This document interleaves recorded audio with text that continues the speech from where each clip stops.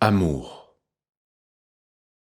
Le mot amour ne signifie pas grand-chose en soi, et de plus, on l'emploie à toutes les sauces.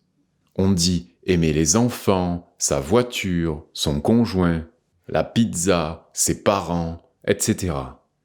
Il n'y a peu ou pas de gens, à mon avis, qui peuvent prétendre aimer vraiment. Car le véritable amour ne peut que se traduire par l'appréciation de tout ce qui existe, sans exception. Et cela est impossible, puisque cette notion abstraite de l'amour ne fait pas partie intégrante de la génétique de l'être humain. L'homme, cet animal si humain, fonctionne bien sûr à travers des émotions et des sentiments, mais cela ne fait pas de lui un être d'amour 24 heures par jour. D'ailleurs, les sentiments d'amour et de haine se chevauchent dans les réactions chimiques du cerveau. Il s'agit en fait de pulsions émotives quasi identiques.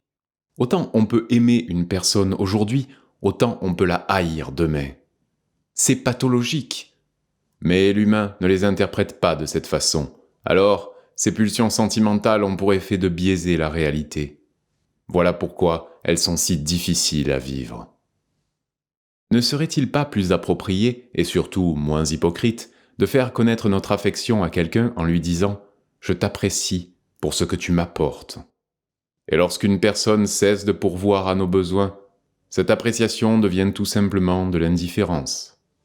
Il ne faut quand même pas s'illusionner, l'amour du prochain est un leurre, et l'altruisme, ça n'existe pas.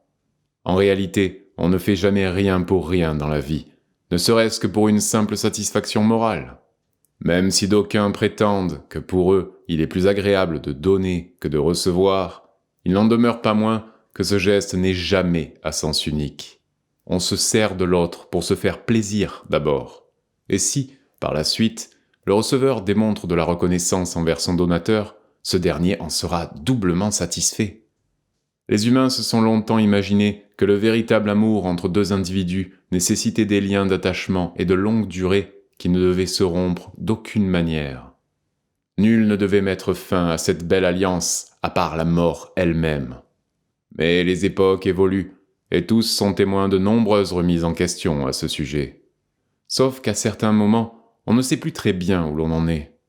Combien de gens s'accrochent encore à la tradition en espérant que la fidélité entretenue jadis par leurs grands-parents leur soit assurée ?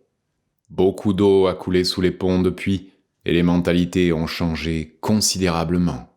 Toutefois, il peut exister différentes façons de concevoir l'amour, et je pense qu'il est important de chercher à trouver celle qui nous convient le mieux.